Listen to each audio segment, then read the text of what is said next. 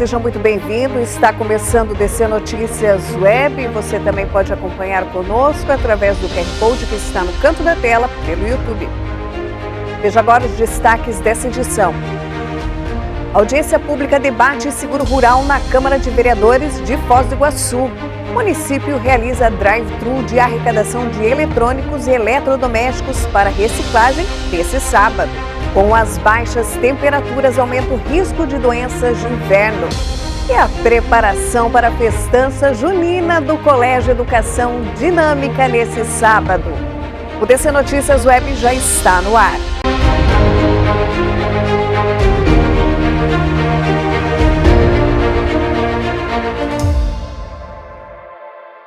O seguro rural é um problema que afeta diretamente o setor agrícola no estado e em Foz do Iguaçu. Nessa sexta-feira, a Câmara de Vereadores abriu debate em uma audiência pública sobre o assunto, trazendo especialistas no setor. Um debate que trouxe vários esclarecimentos para o setor produtivo. A Câmara realizou uma audiência pública proposta para discutir o seguro rural, instrumento que permite ao produtor proteger-se contra perdas decorrentes principalmente dos fenômenos climáticos. A audiência pública foi muito positiva, foram ouvidos vários atores do sistema, governo do estado, município, agricultores, advogados, representantes de cooperativas, e foi dado maior clareza para o tema do seguro rural, da forma do pagamento, daquilo que está vindo conduzido de forma errada, daquilo que pode ser feito para melhorar também, que envolve o governo federal, que é um fundo que tem para, nos casos de sinistros, que está sendo tramitando no Congresso Nacional, que ainda não foi votado, a criação de um comitê de crise aqui no estado do Pará para discutir essa questão. Foram 2 anos subsequentes de grave seca que afetou diretamente a economia do estado, principalmente o oeste do Paraná e Foz do Iguaçu. Então foi esclarecedor, foi importante, todos contribuíram e agora avançamos nas pautas que daqui foram deliberadas. Vários apontamentos sobre o tema que prejudica o setor produtivo do estado e Foz do Iguaçu foram abordados pelos especialistas. Entre eles, a operacionalização das apólices, a fiscalização das seguradoras e a falta de previsibilidade sobre a liberação dos seguros, que causa muita insegurança pelos produtores rurais. De fato, a relevância ela não é só para os agricultores do estado, né? Por conta da cadeia econômica, todo o segmento, todo o comércio, o serviço da região ele é impactado. E a importância principal reside porque na última safra, 21-22, nós tivemos um número imenso de negativas a nosso ver indevidas feitas por uma seguradora específica. O seguro rural, como eu falei, ele é um dos tripés do agronegócio, né? Crédito rural na época certa, com custos, taxas de juros adequadas ao pequeno, médio e grande produtor e em volume suficiente para que ele possa emprestar e fazer o plantio na época certa. Serviço de assistência técnica é importante, seja ele público ou privado, e o terceiro tripé é, logicamente, o seguro rural. O Brasil hoje é novo em seguro rural, né? Então o que ocorre? É preciso que essa ferramenta se desenvolva, se aprimore, e o diálogo que foi feito hoje aqui, as dificuldades que foram apresentadas, tanto na parte de indenização, quanto também da parte de operacionalização do seguro, precisa se expandir, além das fronteiras da Câmara de Foz do Iguaçu, para o âmbito do Estado, seja na Assembleia Legislativa, seja nas federações, seja nas organizações de representação dos produtores, no governo do Estado, e também no âmbito federal, porque o grande subvencionador hoje do seguro rural no Brasil é o governo federal. Então é preciso que isso ganhe mais, ganhe novas fronteiras, ganhe mais um amplo conhecimento, se envolva todas as partes que estão hoje, que regulamentam o seguro, que operacionalizam o seguro, SUSEP, Câmara Federal, Assembleia Legislativa, para que se esclareça e que o seguro cresça, porque ele é indispensável para a mitigação do risco. Ok, muito obrigada. Entendeu? O dia permaneceu nublado e com garoa hoje em Foz do Iguaçu. À tarde, o sol apareceu entre nuvens em pontos isolados da cidade. À noite, terá incidência de muita nebulosidade. O dia permaneceu nublado e com garoa hoje em Foz do Iguaçu. À tarde, o sol apareceu entre nuvens em pontos isolados da cidade. À noite, terá incidência de muita nebulosidade. Amanhã, a influência da frente fria no oeste do Paraná deve diminuir um pouco. Na região oeste, o fim de semana será de sol com algumas nuvens e não há previsão de chuva. Mínima de 8 e máxima de 20 graus no sábado. No domingo, mínima de 7 e máxima de 21 graus. E veja no próximo bloco, o município realiza drive-thru de arrecadação de eletrônicos e eletrodomésticos para reciclagem neste sábado.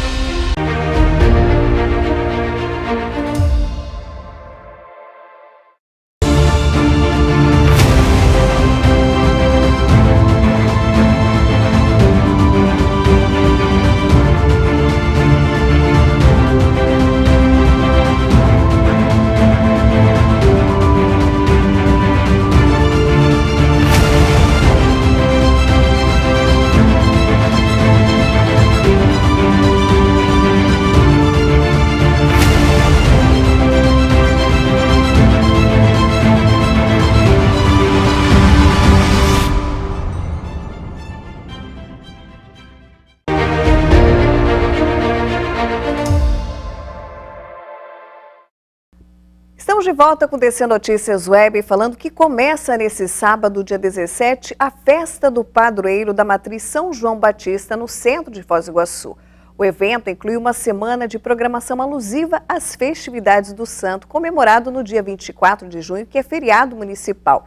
Com a primeira campanha das Talhas de Caná, a semana de orações segue até o dia 23 desse mês, quando também será aberta a festa junina da paróquia. A abertura será no dia 17, às 19 horas, com a acolhida de Nossa Senhora e a preparação das talhas para os pedidos por meio de oração. Se você aí na sua casa tem geladeira velha, máquina de lavar, televisão, secadora, monitor de computador que não funciona mais, você não sabe qual destino dar a esses equipamentos? Essa informação vai te interessar. Amanhã, a Secretaria de Meio Ambiente, em parceria com a Associação Brasileira de Reciclagem de Eletroeletrônicos e Eletrodomésticos, realiza a primeira campanha de arrecadação. O objetivo da campanha é promover a reciclagem responsável e conscientizar os moradores de Foz sobre o descarte adequado dos resíduos eletroeletrônicos, objetos que não têm mais utilidade e que não podem ser depositados em qualquer lugar. O ponto de arrecadação da campanha é aqui, na terceira pista da Avenida JK. Se você tem algum eletroeletrônico que não funciona mais, traga para os voluntários que estarão arrecadando esses materiais das 9 da manhã às 5 da tarde. Então, amanhã nós receberemos a primeira campanha de coleta de eletroeletrônicos no município. Essa campanha, ela vem favorecer ao descarte correto dos resíduos eletroeletrônicos que nós não podemos colocar em qualquer lugar. Esses resíduos não podem ir para a coleta seletiva, eles não podem ir para o aterro sanitário, eles precisam voltar para a cadeia produtiva, mas de uma forma organizada e planejada. E o município sozinho não consegue fazer isso. Quais os materiais que podem ser trazidos aqui, podem ser levados lá na JK, onde vai ser o ponto de coleta, amanhã? Todos os materiais que a gente chama eletroeletrônico. Então, desde um celular, um tablet, que são os pequenininhos, até uma geladeira e um freezer. Televisão, monitor de computador, o gabinete do computador, secador de cabelo, batedeira, os eletrodomésticos em geral, né, e os eletrônicos em geral. Esse material arrecadado, a coleta é feita por uma entidade gestora que se chama ABRE, é uma associação formada por diversos fabricantes desses produtos. Então, eles é que vêm coletar, eles vão levar para a indústria, para a reciclagem, vão fazer a separação correta e mandar cada coisa para o seu lugar. Essa é uma responsabilidade que é do fabricante. Então, os fabricantes, eles se organizaram numa associação para dar conta de fazer a coleta nos municípios e a destinação correta desses resíduos. O município não tem essa responsabilidade, mas ele fica com o problema que precisa ser resolvido. Exatamente. A gestão do resíduo eletroeletrônico e de todos os outros resíduos considerados da logística reversa, que são os perigosos, essa gestão não pode ser feita por força de lei pelo município, considerando que o custo dessa gestão de coleta e destinação, ele já está embutido no custo quando o consumidor final compra esse produto. Então, nós, consumidores finais, precisamos entender esse direito que nós temos de devolver para a cadeia produtiva e o dever que as indústrias, as fabricantes, as distribuidoras têm de recolher de volta. O problema fica no município, porque nós usamos a televisão aqui na nossa cidade, né? E o descarte precisa ser feito aqui na nossa cidade. Então, toda essa organização tem sido feita em nível estadual, em nível federal, e os municípios são contemplados e são... eles ajudam nós, municípios, a gestão de resíduos do município, a resolver o problema que fica para nós. Então, nós no município hoje existem instalados no município de Foz do Iguaçu 3 pontos de coleta ou de recebimento de resíduo eletroeletrônico. Que pontos são esses? Magazine Luiza, Casas Bahia e Refrigeração Universal. Esses 3 lugares nós podemos. Estragou uma televisão em casa, a gente pode levar lá. Estragou um liquidificador em casa, a gente deve levar lá. Qual é o problema de colocar esse resíduo para coleta seletiva? Mas tem plástico, né? Tem o metal. É que junto com esse material considerado reciclável e inofensivo, lá dentro existem componentes que são contaminantes. Metais pesados que a gente às vezes não enxerga, como por exemplo o mercúrio da lâmpada fluorescente. Quebra uma lâmpada, é um pozinho, a gente não tem noção, mas ele é altamente contaminante e ele vai contaminar a água, vai contaminar o solo e essa contaminação vai chegar a todos os seres, inclusive nós, os seres humanos. Então, a proposta dessa ação de amanhã é conscientizar a população e também dar o descarte correto para esses produtos para evitar a poluição. Exatamente. Nosso convite amanhã, considerando que é a primeira ação que o município recebe, é a primeira vez que uma entidade gestora vem ao município fazer a coleta, então é que o máximo de pessoas possível leve esses materiais até o local, né, na 3ª pista da JK, para que esse resíduo vá para o lugar certinho e a gente evite de ter televisão jogada em terreno baldio, na barranca dos rios, né? Evite que esses resíduos cheguem no barracão dos catadores, porque lá no barracão dos catadores também vai ocasionar problema. Então, o nosso convite é, vamos fazer um faxinão na nossa casa hoje, amanhã de manhã, quem não tiver tempo hoje, e amanhã até às 17 horas, haverá um caminhão da ABRE esperando para receber esses resíduos. A gente chama a 3ª pista da JK, que é aquela pista que é a marginal da Avenida JK, próxima à faculdade, ali na curva. Então, nós escolhemos aquele lugar, o Fostrans nos ajudou a escolher aquele lugar. Então, ali haverá um caminhão, uma tenda, uma faixa indicando, os cones sinalizando. Então, quem tiver material pequenininho não precisa nem descer do carro. Vai ter gente lá, vai repegar da janelinha do carro e colocar no caminhão. Agora, material grande, uma geladeira, um micro-ondas, uma televisão, daí se precisar descer do carro, então a gente vai contar com a colaboração também de quem estiver levando, né, para ajudar a colocar no caminhão. E atenção, moradores que precisam dos serviços da Sanepar nesse sábado. Tem atendimento das 8 da manhã ao meio-dia. As centrais de relacionamento da Sanepar em todo o estado já estão operando em horário estendido, das 8 da manhã às 8 da noite, de segunda a sexta. Agora, a partir do dia 17, no próximo sábado, nós vamos atender em 28 municípios. As centrais estarão abrindo das 8 da manhã até o meio-dia. Mas não há necessidade de ir numa central para resolver qualquer demanda junto à Sanepar. Você pode usar os nossos canais virtuais. Você pode entrar no nosso site, onde ali na primeira página, na home, ali você já encontra um banner, um link para você se comunicar, iniciar o relacionamento para discutir algumas pendências que você porventura tenha com a Sanepar. Você pode utilizar também o nosso 0800 200 0115 por telefone, pode usar o WhatsApp em todo o estado no 41 99 544 0115 ou ainda mandar um e-mail para atendimento ao cliente @sanepar.com.br. E que assuntos que a pessoa pode resolver nas centrais de relacionamento? Qualquer ação relacionada entre cliente e Sanepar é resolvida nas centrais de atendimento e a grande maioria dos processos também são resolvidos nos nossos canais. Mas neste momento nós temos uma oportunidade que a gente gostaria que o cliente aproveitasse para ir nessa ida às centrais equacionar eventualmente aquele cliente que tenha débitos com a Sanepar, que ele possa resolver os seus débitos aproveitando esse momento especial do Reclip, que é um programa de financiamento de dívida que traz benefícios e condições especiais para o cliente, como por exemplo parcelamento em 60 meses, a isenção da taxa de mora, também não há definição de uma tarifa mínima, um valor mínimo para esse parcelamento. Então esse momento é importante tanto para o Reclip como para aquelas pessoas que também, porventura, elas conseguem se encaixar, se enquadrar no programa Tarifa Solidária, um programa social da Sanepar, que reduz em até 77% o valor da tarifa de água e esgoto, essas famílias poderão ir na central para verificar se elas têm as condições para se enquadrar, se têm os documentos necessários. Mas outros serviços, como por exemplo pedido de religação, ou até mesmo o desligamento eventual de uma ligação de um imóvel que vai ficar fechado por algum tempo, esses serviços poderão ser atendidos normalmente. A seguir, a especialista fala das doenças de inverno e cuidados nesse período.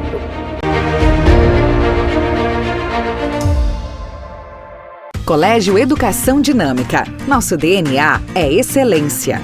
Excelência em educar, acolher, transformar e construir o conhecimento. Excelência em preparar o aluno para buscar os melhores resultados, de forma criativa e inovadora. Educação internacional de excelência, projetos e intercâmbios internacionais para viver novas experiências de forma global. Colégio Educação Dinâmica. Escolhas que definem o seu futuro.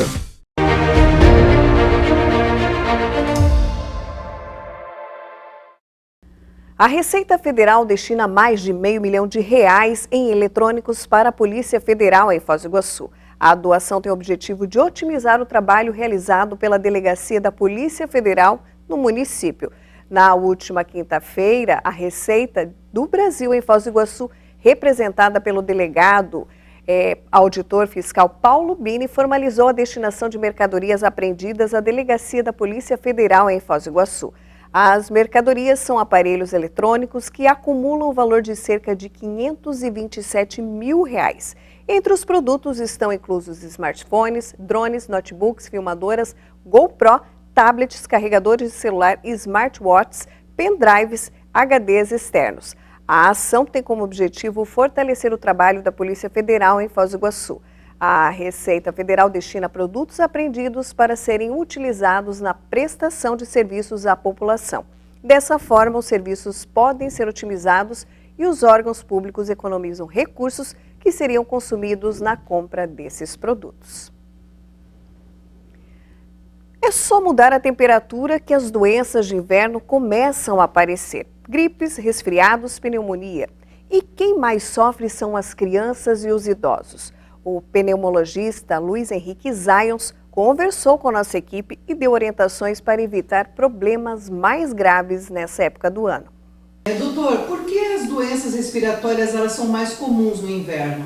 Então, o inverno tem vários fatores. O principal fator é que o frio faz com que as pessoas fiquem mais confinadas em ambientes fechados e isso facilita bastante a transmissão, principalmente das viroses, que é o que a gente mais vê agora nessa época do ano. E outra que é a temperatura. A pessoa sai de um ambiente frio para um ambiente quente, ou de um ambiente quente para um ambiente frio, a via respiratória sofre com isso. A parte interna da via respiratória sofre com isso, ela incha, a imunidade da pessoa cai e isso acaba facilitando todas as viroses. E quais os tipos de doenças são mais frequentes? Então, em primeiro lugar, são as viroses. São os resfriados e as gripes. Os resfriados é comum, a pessoa tem espirros e tal, não dá nada demais. O problema é a gripe com dor no corpo, dor de garganta, febre, dor de cabeça. Ela acaba levando às vezes a outras doenças que são as bronquites, as pneumonias, as sinusites e assim por diante. Então, depois das doenças virais, aí vem as doenças infecciosas, que é a pneumonia, a otite, dor de ouvido, sinusite e assim por diante. E como prevenir? Bom, evitar ambiente que esteja contaminado. Por exemplo, se você vai para um lugar onde tem aglomeração de pessoas, é conveniente que se leve máscara. A máscara, eu acho que ela veio para ficar. Se nós vamos para um ambiente que tem muita gente, e a gente sabe que a virose está pegando agora, se você vê teus familiares, as pessoas que conhecem, pelo menos um está com uma virose. Leva a sua máscara. E, assim, procurar deixar o ambiente ventilado, procurar se alimentar bem, ver como é que estão suas vitaminas, porque às vezes precisa fazer reposição de vitaminas, exercícios físicos e, principalmente, a vestimenta. A gente tem que estar bem agasalhado. Crianças e idosos são os que mais sofrem nessa época do ano? Sim, exatamente. As crianças e os idosos, principalmente por causa da imunidade.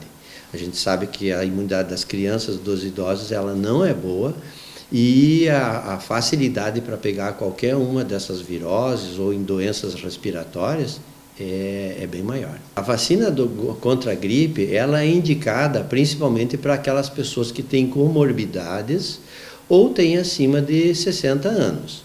O que seriam as comorbidades? São aquelas doenças que a gente conhece, diabetes, hipertensão, as pessoas que têm asma, que têm bronquite e assim por diante. Então, nesses casos, a vacina, só que assim, a vacina é para algumas cepas de vírus. Não é que a pessoa vai tomar a vacina e não vai pegar mais virose nenhuma. Mas ela funciona muito bem, dá uma proteção excelente. O senhor falou da imunidade. Há algo que as pessoas podem fazer para aumentar essa imunidade nessa época do ano? Então, a gente tem que fazer aquilo que a vovó já falava. Tomar os seus chazinhos, ter uma boa alimentação, exercício físico, evitar lugares onde ela vai pegar alguma virose, isso baixa a imunidade dela. Vai ao seu médico para ver como é que estão as suas vitaminas, a vitamina D, e tem que se cuidar, né? Basicamente tem que se cuidar. Muitas pessoas começam a espirrar, tossir, a primeira coisa é se automedicar. Isso não, precisa procurar um médico, precisa procurar um postinho para que o médico possa dar a orientação correta. Então, as pessoas às vezes elas não têm gripe, nem têm resfriado, não têm nada, elas têm simplesmente um processo alérgico. As pessoas que têm alergia, elas já sabem como que é. Se você tiver um resfriado, o resfriado a gente trata em casa mesmo, com aquela, como a gente falei, as coisas da vovó. Mas se ela tiver gripe, ela tiver dor no corpo, ela tiver febre, dor de garganta e assim por diante, mal-estar, ela tem que procurar um médico, posto de saúde, porque às vezes é uma gripe de uma cepa chamada influenza. E a influenza tem tratamento. Existe um medicamento chamado oseltamivir, que era usado na época do H1N1, mas ela funciona para todos os tipos da virose do grupo A, influenza do grupo A, e ela realmente diminui muito o tempo da virose, e ela até, entre aspas, cura a virose. Então, seria importante, isso tem disponível nos postos de saúde, é muito fácil a aquisição. E há doenças que parecem ser inofensivas e que podem causar algumas complicações nessa época? Hoje, nessa época, a doença que mais preocupa, que causa complicações, são as viroses, porque elas podem levar à pneumonia, principalmente naquelas faixas etárias que a gente falou. Mas nós temos uma preocupação adicional nessa época, que é a tuberculose, porque os ambientes fechados permitem a propagação da tuberculose. A gente sabe que uma tuberculose é uma doença séria, e quando a pessoa está com tosse, emagrecimento, febre, tem que procurar seu médico, vai ter que fazer um raio-x de tórax. A asma também aumenta nessa época do ano? Aumenta muito por causa justamente das viroses. As viroses entram na via respiratória e o canal da respiração fecha. A outra coisa é que muda o clima mudando, o brônquio, que é o canal da respiração, ele também fecha. E a outra é a umidade do ar. Dependendo da umidade do ar, se o ar fica muito seco, o canal da respiração, que é aquele que fecha na asma, ele fecha também. E uma outra coisa importante é ar-condicionado ligado no quente. Então, ar-condicionado é veneno para asmático. O que é que a gente recomenda para quem tem problema respiratório? Eu sei que é caro, mas é o que a gente tem. Não pode ser aquecedor nem a gás, nem a eletricidade, nem aquele elétrico, nem ar-condicionado. Tem que ser aquecedor a óleo. Que ele não queima o oxigênio. Exatamente, ele não queima o oxigênio e ele não retira a umidade do ar, sabe? Porque retirar a umidade do ar, o canal da respiração, que depois a gente vai ver, ele fecha. E aí a asma e as outras doenças, elas ficam mais comuns. Nas unidades básicas de saúde, houve um aumento de pneumonia com essa mudança brusca de temperatura? Sim, principalmente nos idosos e nas crianças. Se você for numa unidade de saúde agora, você vai ver que em torno de 60% dos atendimentos são crianças. Porque as crianças são muito suscetíveis por causa da sua imunidade, e aquelas que estão indo para a escola, elas acabam se infectando por causa das outras crianças, vivem todas muito juntas, né? Tem algum sintoma que a mãe precisa ficar alerta? Então, é justamente esses sintomas de febre alta, dor de cabeça, tosse, catarro, secreção amarelada, inapetência, dor no corpo. Aí tem que prestar atenção. E a vacina para pneumonia? A vacina para pneumonia também é para aqueles grupos que são as faixas etárias acima dos 60 anos e grupo de risco. É muito importante. E ela é oferecida pelo SUS? Sim, tem no posto de saúde, pode pedir para o seu médico, ele vai fazer a prescrição e às vezes demora um pouquinho para chegar, mas ela chega. Então, qual que é a orientação que o senhor pode dar para as pessoas nessa época que as temperaturas mudam muito rápido, mudança brusca de temperatura? O que o senhor poderia orientar as pessoas? Bom, as pessoas têm que se cuidar, principalmente estar bem agasalhadas, usar seu cachecol, usar sua meia, a calça tem que ser uma calça que não pode ser calça rasgada, que agora é moda, então tem que estar bem agasalhado, se alimentar bem, praticar exercícios físicos em lugares que tem ambiente controlado, não adianta ir lá no frio fazer exercício físico, procurar ter uma boa alimentação com frutas, verduras que tem vitaminas e procurar o seu médico para ver se tem alguma outra doença associada ou não. E agora a gente fala de diversão. Nesse sábado tem festa junina no Colégio Dinâmica. Quem tem mais informações dessa festança é a acadêmica de jornalismo Sabrina Winkert. É isso mesmo, Andréia. Os preparativos já estão na reta final e, como podemos ver, os alunos estão aproveitando os últimos momentos para poder aperfeiçoar as suas coreografias e surpreender o público amanhã. A festa começa às 2 da tarde e vai até às 8 da noite, contando com apresentações dos aluninhos do Xodó até os estudantes do ensino médio. Além de várias comidas típicas dessa época do ano, brincadeiras, brinquedos e muita diversão. Obrigada, Sabrina, pelas informações. Está aí o convite para você participar dessa grande festança no Colégio Educação Dinâmica nesse sábado. E assim a gente encerra mais essa edição do DC Notícias Web, agradecendo a sua participação e a sua companhia. Até lá!